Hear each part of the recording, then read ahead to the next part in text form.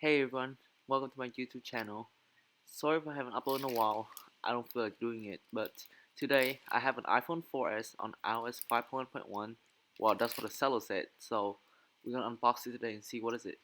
So I'm gonna tear this out with a knife, and the seller said it was on iOS 5.1.1, but I'm not sure about it, so we'll see if we're gonna do a refund. So here's this on the bubble wrap. So I'm gonna tear this off. Might need a knife for this because it's pretty hard tape. So let's take this off.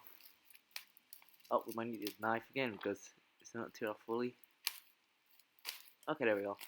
Now it's off. So let's take this off the bubble wrap and see the condition. It's actually in pretty good condition actually. It says 5.1 back, so hopefully it's legit. So let's power this thing on and see what it's doing. You can see the classic Apple logo, so it looks like it was iOS 5.1, and if it is, I will post on my Twitter. So thank you guys for watching, comment and subscribe, and I'll see you guys later. Bye.